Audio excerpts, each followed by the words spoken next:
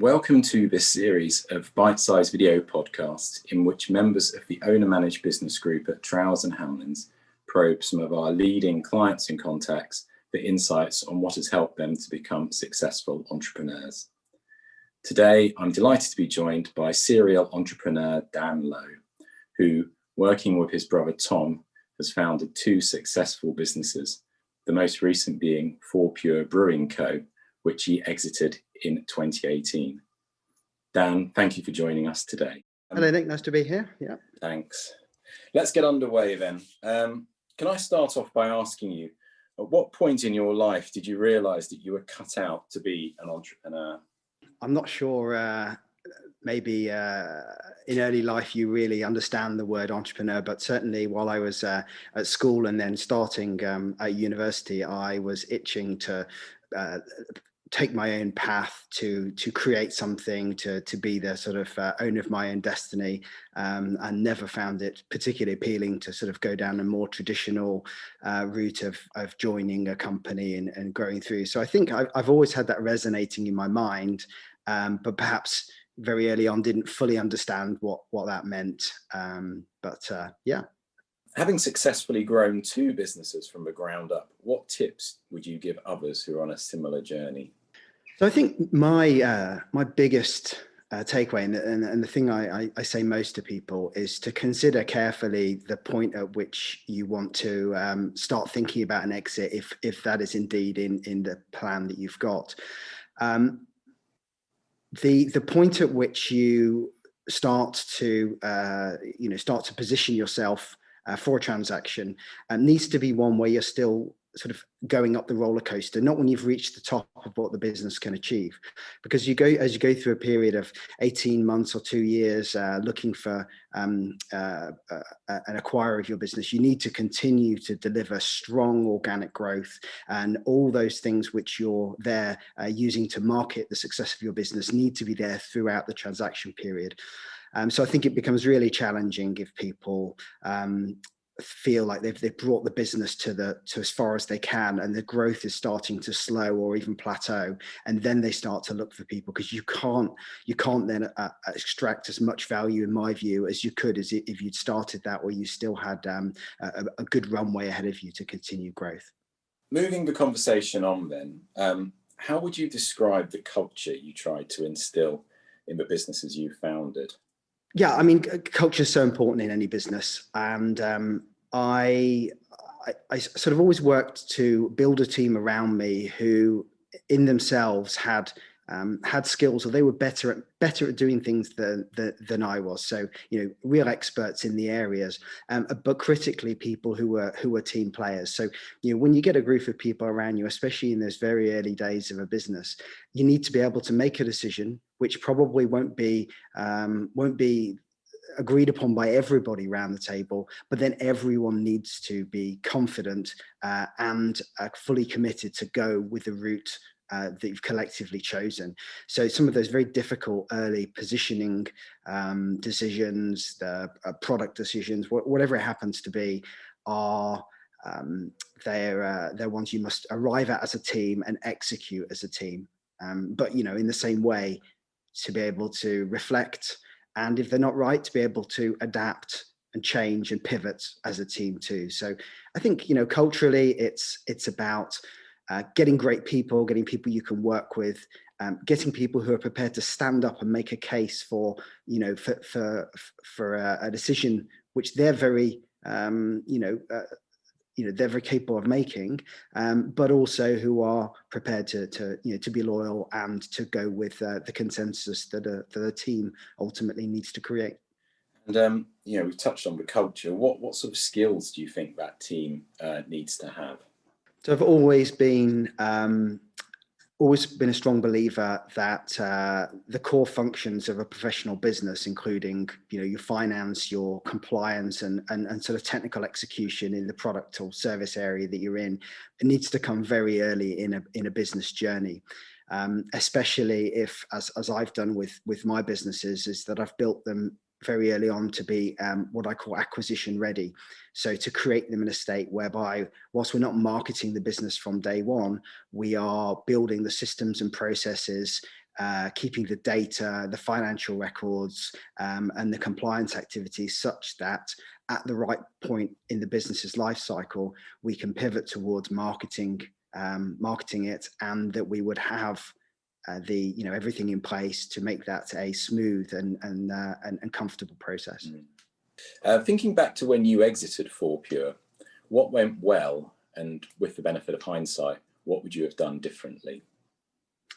Well, I think with Fourpure, I did have somewhat of the benefit of hindsight in that it was the second transaction of a business that I had personally created, and it's probably around the 15th M&A transaction that I've been involved in directly or indirectly. So, I was able to, with Fourpure, to ensure that I had a great team of advisors. So from a finance perspective, accountancy, a transaction specialist, that type of thing, and to sort of follow a path which I've been comfortable in the past, in terms of negotiating and taking the transaction through. But I think you always learn lessons every time. Certainly no transaction is the same.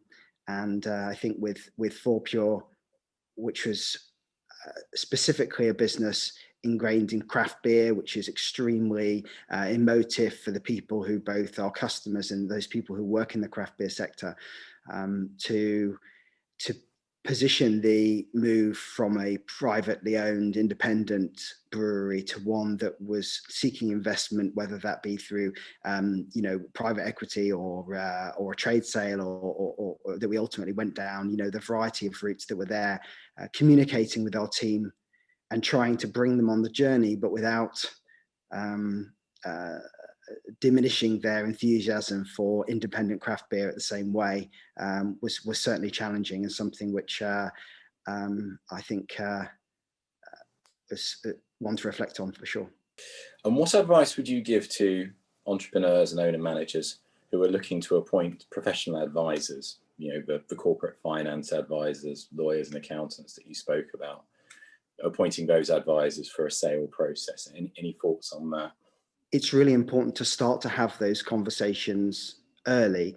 If Fourpure was a 5-year business cycle from inception through to its final exit, and it was probably towards the end of the second year into the early third year of the business, when we were really quite small, we're still sort of doubling every year in size, that I began to have those initial conversations with advisors to start to identify who I'd like to work with, who would best represent us through a process that was, several years down the line, and also to gain insights around what deals were being done and what were the value points in the environment at the moment.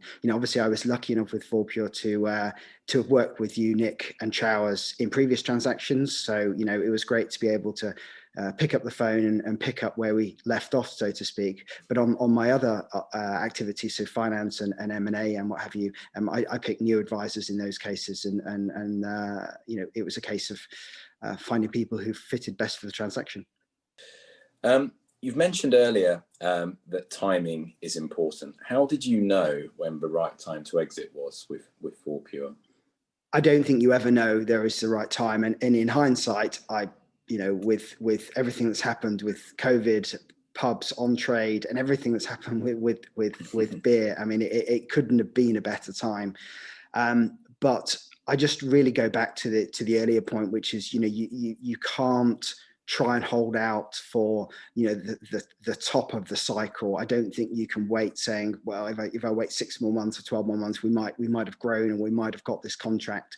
You need to give yourself that runway ahead, because as you go through the transaction and begin to speak to and engage with potential acquirers or investors, the news flow, which needs to be positive, you need to be delivering on plan or exceeding plan. You need to have those sort of wins in your back pocket for that really get people excited. They are the ways to ensure that you're going to maximize the value from the business. And so I think it's a feel. It's a case of listening to the market, listening to what's happening, understanding if other transactions are happening in your space, why they're happening, and who's buying them, and is there a scarcity element because there's a few buyers and a couple of only a couple of potential sales. Listen, and perhaps, you know, without being sort of too blunt, but don't try and be greedy, I suppose. Okay. Moving the conversation on to slightly, do you have someone who acts as a sense checker on your ideas? So as you mentioned in the introduction, I've worked with my brother Tom for many years, and that's a fantastic working relationship where we understand our strengths and weaknesses, and we also extensively challenge each other, robustly challenge each other in terms of the ideas that we've got and the directions that we want to go. But outside of that, I'm a big believer in, you know, in sort of pitching ideas or concepts to just, you know, your wife, random people, friends, see whether you can succinctly pitch it, whether they understand what you're trying to deliver to them. Those type of almost mocks that you do with people outside of your normal echo chamber are ones which allow you to reflect on how the message that you're portraying is actually consumed by somebody, someone who doesn't hear you every day. And so I think I try to have a wide universe really of people who I sort of scatter different thoughts, ideas, pitches to, and really take a bit of a sense check from that. Well, look, I couldn't have you here and not ask a few wider questions about the economy. So let me fire off one or two. So what thoughts do you have on the prospects for the UK economy over the next few years? Obviously, so much going on at the moment.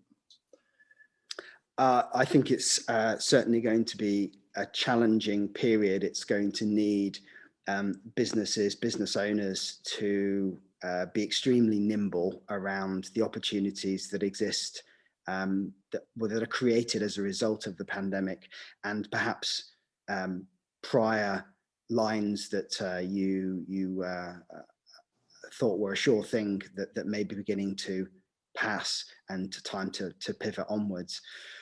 Certainly there's going to be a considerable tax burden coming. There's going to be sort of a sense that there's going to be a change to capital gains, which really has a huge impact when you're looking to dispose of a business asset like a sale of a company. And there's already been moves on entrepreneurs relief, which are considerably less generous than they were. And it's interesting really, because I think something like entrepreneurs relief is not a extremely expensive cost to the exchequer, but does drive some great behavior in terms of people looking to build entrepreneurial businesses here in the UK, and to get them in a position where we bring external investment from overseas or larger companies into that SME sort of space. So as I said, I don't think it's an expensive thing, but it is something which has been significantly diminished as well. So I think it's a challenging period. It will have its opportunities. It will cause people to need to reevaluate their strategies and consider their costs, both in terms of running their business day to day, but also their sort of the cost that they may incur on exit down the line. And how has the lockdown affected your plans for the next 12 to 18 months? We made the decision to move to the US a few years ago now, and with everything that's happened, we've not been able to do that. So that's caused us some challenges in terms of how we sort of take on the next phase of our life with our young children. But also, I think that I had some aspirations to begin a couple of new businesses in a new market, and I've not been able to get my feet under the desk, so to speak, in the US to be able to start those businesses out. So a little bit of a pause for things, but I think, you know, on reflection, there's been some extremely challenging period for many people who've struggled with their businesses and their jobs and incomes, and I can in no way suggests that I've had it difficult. So, final question then from me. What tips or advice would you give to budding entrepreneurs to end with? I think one of the areas that is really important is the vision and the mission of a business. I talk to people who create an internal mission statement, and then they have a call to action to their customers that aren't the same. And actually, I am a big believer that your message, the objective of the business needs to be the same internally as it is externally. It needs to be crystal clear. You need no ambiguity over what you're asking your team to deliver, and no ambiguity about what your customers should expect from you as a business. So I think that absolute sort of clarity and of message and transparency of your business is something which will reap rewards throughout the entire business life cycle. So certainly that's one which I believe. Great. Dan, thank you very much for sharing those thoughts with us. We've covered quite a lot of ground quite quickly, but there were definitely some great thoughts shared and plenty to reflect on. So thank you again. For those watching, please do post your feedback online or by all means send an email to me. And please do check out some of the other videos in this video podcast series. Dan, thank you again and goodbye. Goodbye. Thanks.